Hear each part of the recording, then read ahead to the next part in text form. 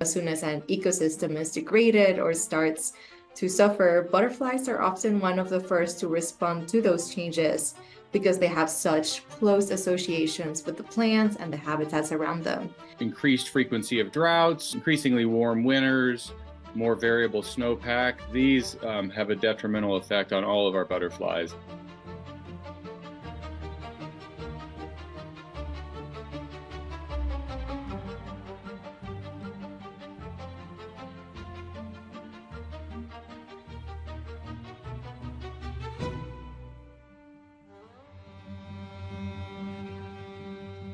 The Endangered Species Act now lists the silverspot butterfly as threatened, which is one step below endangered. It means that this butterfly could become endangered in most, if not all of its range. The silverspot butterfly has experienced a cocktail of pressures in recent years that have led to population crashes. Again, like many other butterflies or pollinators, it's a very difficult time to be a butterfly.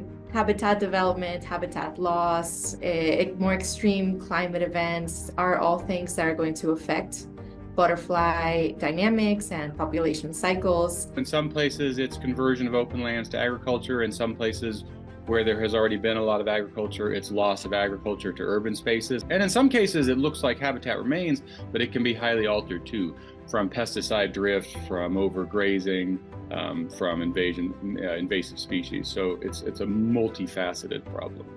As adults, butterflies visit flower to flower, feed on nectar, but as caterpillars, they are extremely picky eaters and can only feed on one plant.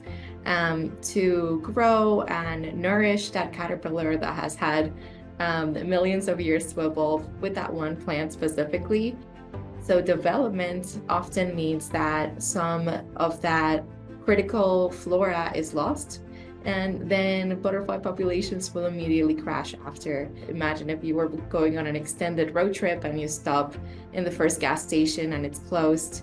You might move on to the next gas station to fuel up on some gas, but if the next station is closed and the one after that is closed, it's going to be much harder for you to complete any sort of meaningful journey. Many of our butterfly species in the West are in decline. We have estimated about a 1.6% decline in just the total number of individual butterflies flying around the West, which is massive.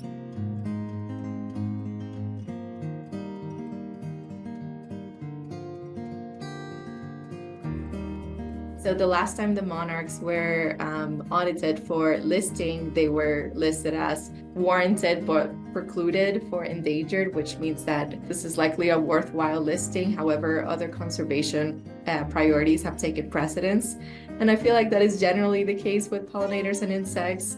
They have taken a back burner in the conservation field and have not been at the forefront of conservation, even though they are the building block of pretty much any ecosystem and they fuel life as we know it. In the West, when people think about insect conservation, there's always a tendency to think that everything is okay in the wildlands that we have so much of in the Western US. We look out and we see mountains all around us and it's easy to think that things are fine, but they're not fine because climate change is impacting natural areas, and that elevates the importance of what people do on their own lands. So even in the middle of a city, reducing pesticide use in your backyards, and other sort of sensible land practices that make spaces better for insects actually really is important, even in the West where we have so much open land.